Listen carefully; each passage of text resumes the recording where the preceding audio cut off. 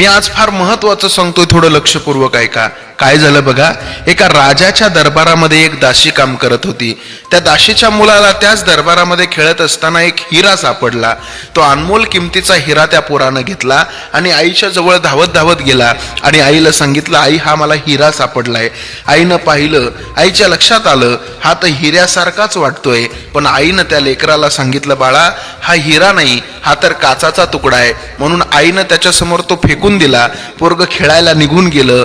त्या आईनं पुन्हा त्या काचाच्या तुकड्याजवळ गेली, हातामध्ये घेतला आणि हिरा आहे की काच आहे हे पाहण्यासाठी ती सोनाराकडे गेली.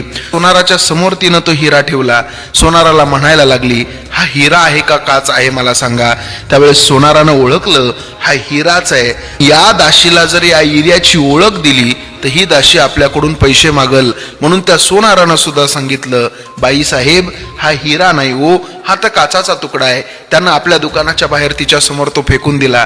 ती दाशी तिथून निघून गेली. सोनार उठला आणि त्यानं तो हिरा उचलला आणि तो सोनार रत्न पारख्याच्या दुकानामध्ये त्या हिऱ्याची ओळख करण्यासाठी, पारख करण्यासाठी गेला. रत्न पारख्यानं हिरा समोर घेतला आणि समोर घेतल्याच्या नंतर त्याच्या लक्षात आलं हा तर खरंच अनमोल किमतीचा हिरा आहे.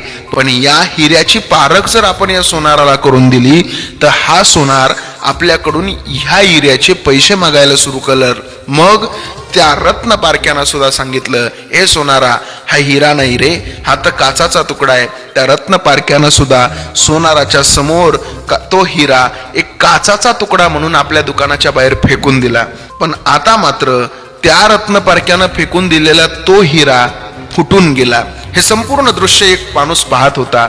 तो माणूस फुटलेल्या हिऱ्याच्या समोर गेला आणि त्या हिऱ्याला त्यानं प्रश्न विचारला, का रे हिऱ्या, इथून पाठीमागं तुला 2 वेळेस लोकांनी फेकून दिलं तर तू फुटला नाही आणि तू आता का रे फुटला. त्यावेळेस हिऱ्यानं दिलेलं उत्तर फार सुंदर आहे. हिरा म्हणला, दादा अगोदर ज्या दाशीनं मला फेकून दिलं त्या दाशीला माझी किंमत माहीत नव्हती, मला काही वाटलं नाही. पण आज या रत्न पारख्याला माझी किंमत माहीत असून सुद्धा यानं मला रस्त्यावर फेकून दिलं, याचं मला प्रचंड दुःख झालं, म्हणून मी तुटून गेलो. अर्थात तात्पर्य एवढंच आहे माझ्या दादानो, आपल्या जीवनामध्ये हिऱ्यासारखी माणसं येतील. ती माणसं रत्न पारख्यासारखी ओळखून त्यांना सांभाळायला शिका. ज्या दिवशी तुम्ही ओळखून सुद्धा त्यांना फेकून देण्याची तयारी ठेवताल त्या दिवशी ती माणसं तुमच्या आयुष्यात कधीच येणार नाहीत. ही गोष्ट सगळ्यांना लक्षात ठेवा.